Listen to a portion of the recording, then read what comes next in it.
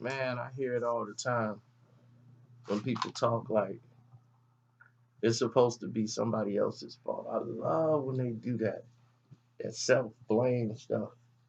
Yo, man, it wasn't us. It's such and such fault. It's such and such fault. Yeah, that's such and such responsibility. Never theirs. You ever notice that? It's never their fault. Hmm, really strange. It's never their fault. It's always somebody else's fault. And it's remarkable. Now, young guy got on my page, deciding to rant and rave about Bone Thugs and Harmony. And talking about Bone only had one hot album. Other than that, nobody cared about Bone. Migos got every song on their album is a hit. That Culture album is better than any Bone album that ever come out. Now, naturally, any hip hop head would have went in on it. Could have hit them with 1,000 facts, thousands of anything. But like Busy Bone said, which was 100% authentic, those guys are supposed to think like that. This guy, who I can't see his age, but I'm assuming he's very young, probably in his 20s. He probably don't know who EPMD is. Probably have heard of the Wu-Tang Clan because they're still around. He's probably heard about Run DMC. Never really knew anything about Run DMC. Probably never heard of the Beastie Boys. These guys never heard of the Furious Five. These guys never heard of the Funky Four. These guys ain't never heard of anybody.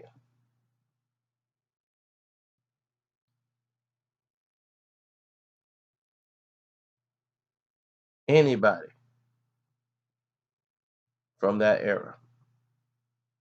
And there's nobody to blame for that.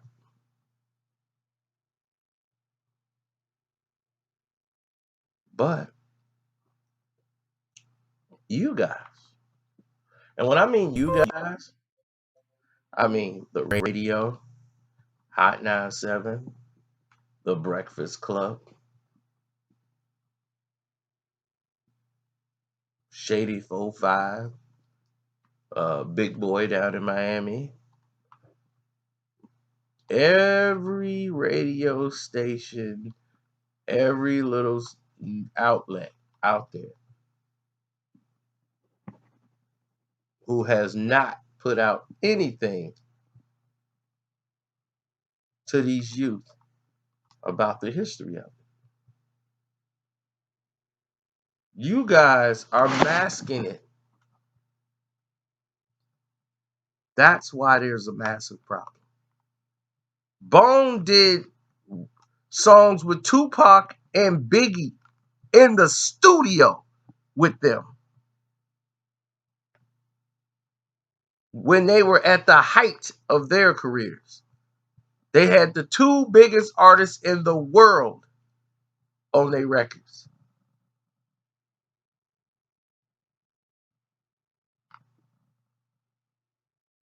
Nobody sent the song from here and said, hey, I'm going to send my vocals down there. You just throw it on your song. No. Smoked with him, got in the booth with him, did them joints. And they both was hits. Smash hit songs that they still play to this day.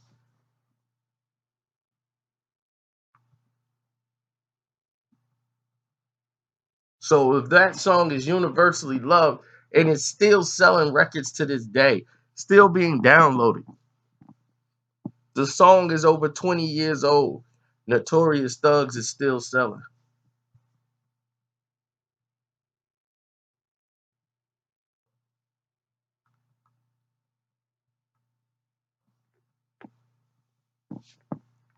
Pac even tell you on the song. I caught a plane straight from Cleveland late last evening. Shoot, on the Thug Love. Are you kidding?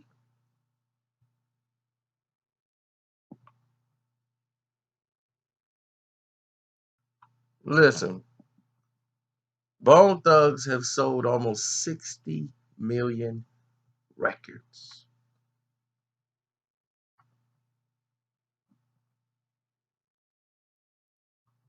60 million records. Bone Thugs and Harmony. They're almost at 60 million records. So it's not a diss that the Migos aren't there yet because the whole system is all different. But Bone Thugs and Harmony was definitely on another plateau. Even though what these guys are doing is similar to what Bone Thugs and Harmony is doing. It's more similar. Most of these guys' rapping styles now, trying to use all the melodies and harmonies and using auto tunes and all that stuff. They weren't using auto tunes. They was using their actual harmony. They were harmonizing and rapping. That's why people don't realize it was Bone Thugs and Harmony. You forget in Harmony, people just say Bone Thugs. I love them Bone Thugs. Y'all forgot the harmony. So all this rap today is more in line to Bone Thugs than anybody from the Nas, Biggie, and their era. And how they were rapping. Today's rap is formulated more around Bone.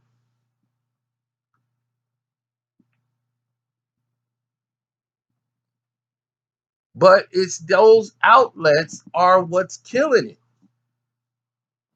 All the radio stations. They don't champion it.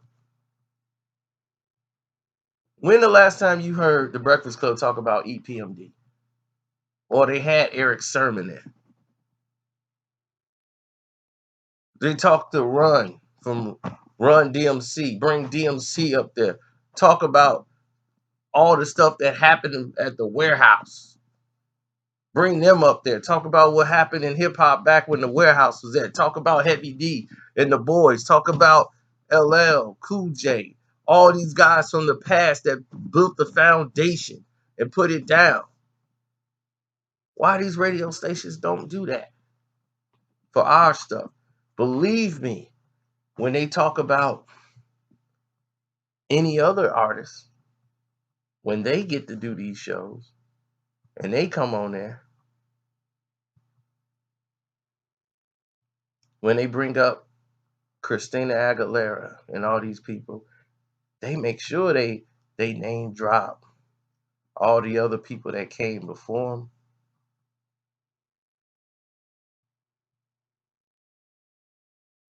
When Shania Twain or any of these young country girls sitting up there, they gonna hear Shania Twain, Reba McEntire name, Dolly Parton name. Those names are gonna pop up in conversations. They gonna make sure they talk about it on these shows when they do country music radio stations. You ain't gonna forget about them because they ain't gonna let you. No matter who comes sit they butt down there, they gonna know. So was you a Dolly fan growing up? Was you a Reba McEntire? Shania Twain? Oh, they my favorite. Every new artist that's hot gonna hear those lines. They gonna hear those questions. Thinking you male country star gonna sit down there? Oh, did you grow up on Randy Travis? Huh? Gerald Strait? George Strait? Or were you Garth Brooks? You ain't gonna forget them because they won't let you.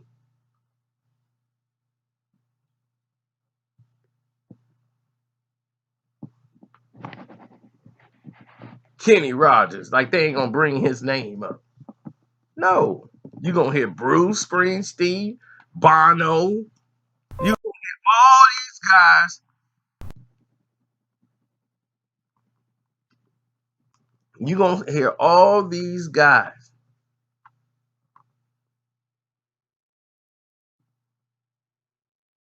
They might even have him on the show with you. They ain't gonna let you forget him.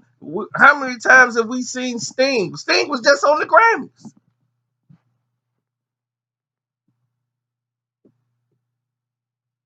Wouldn't it have been cool to see Run DMC go out there and do Walk This Way? They come still throw Sting and Bono and get him a whole 20-minute session on an award show. You ain't gonna forget them.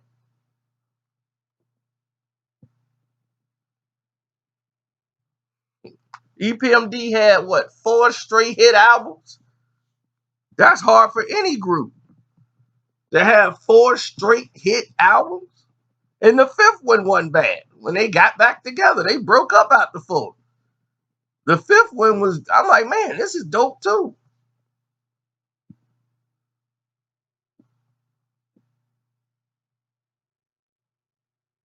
Like, nobody mentions that.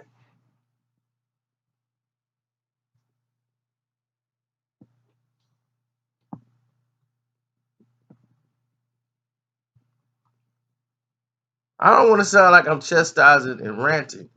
I'm just saying you can't blame these youth for not knowing it if you're not telling them at the radio station. So now it's everybody's responsibility on YouTube to educate everybody. Like, man, y'all guys on YouTube, y'all could be doing all those videos too. I'm like, we do. But y'all got y'all the radio. Y'all have millions and millions of listeners. Y'all know what y'all doing. Your program director tells you what to do, and you follow suit. When Ebro was the program director, he clearly wasn't playing anything from the East Coast anymore. They were playing mostly masterpiece stuff down south or West Coast. They went completely straight Atlanta on Hot 97. They weren't playing no East Coast rap no more. People like, man, East Coast didn't fell off. They weren't playing it. People had songs, they wasn't playing them. So Ebro did play a part in that. But he was like, hey, he got a boss too. And it came from higher up. Then don't blame the culture. Congratulations. You played yourself.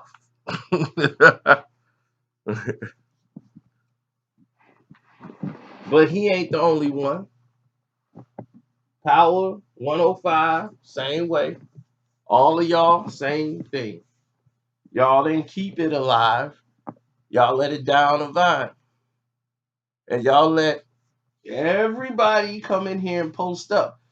Now, people are in position. And now you upset that you got a Post Malone, Russ, Macklemore, and whatever the whole new host of other artists that's really portraying your culture. Something that was created by you as a John Doe business is now in their control. They cornered the market. They bought out all the little small record companies and they put them in one big conglomerate. There's about 3-4 conglomerates own all of the rap labels, everything, all the music. They sucked it all up in a vacuum and put them under one big umbrella. Then they did it on another side and did it on another side. And Leo Cohen got his hands in all 3. So congratulations. Hip hop has played itself. Because you let it happen. Because you was too busy worrying about, man, I'm worrying about my team. And that's it. Looking out for me, Joe. Got me the new Maybach. Mom's got a crib. I'm all good.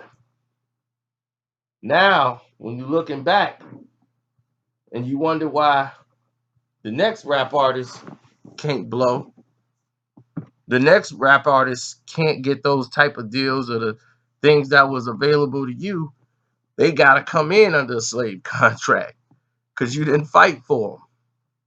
Y'all didn't lay the foundation down. Y'all came in and got rich. Came in through the door getting more than the guys who laid the foundation for y'all to get that money. The Run DMCs, the Ice T's, the Ice Q's, the Cool J's, the Easy E's who laid that foundation. Fresh Prince and Jazzy Jeff and all those guys. Look, they laid a foundation for you guys to come in and get record contracts, getting millions walking through the door. And you guys took it and screwed it all up. Because y'all was like, we came from nothing. But there were people that was trying to get you to protect everything. But you looked at them as criminals. Nah, I can't trust them. Oh, man, they give me, man, he trying to confuse me. But it was people that saw this coming and said, hey, we got to try to come together and build something together. Because if we don't get together and protect this industry, it's over. It's all over.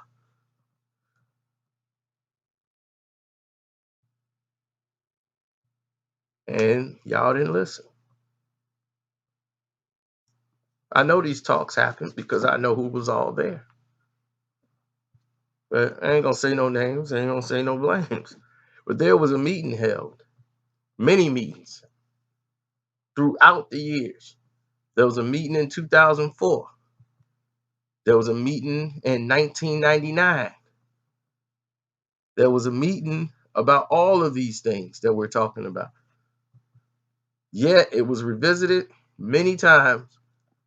People didn't show, and some people had representatives show in their place just to say, people don't say I didn't show up. I had business arrangements to do. But it was for these reasons in particular. The reason why rap shows didn't have any insurance.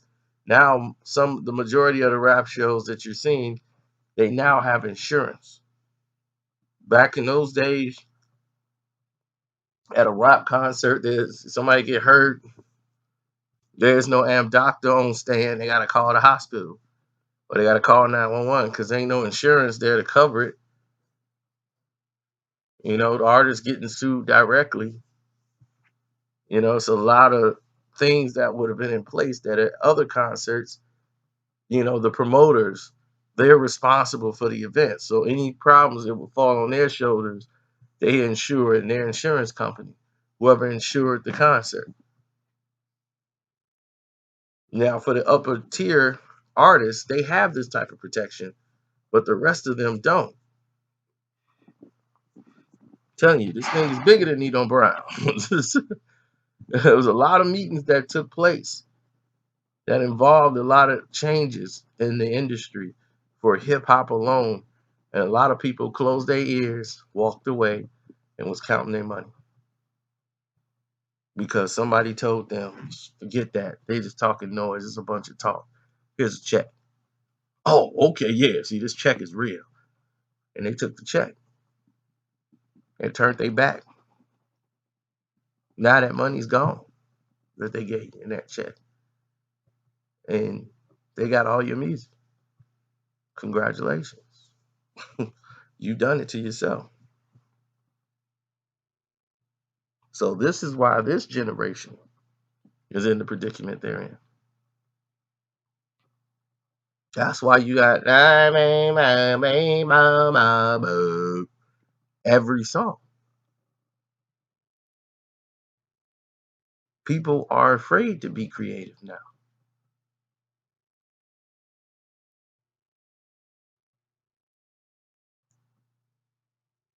They dictating what's hot and what's not.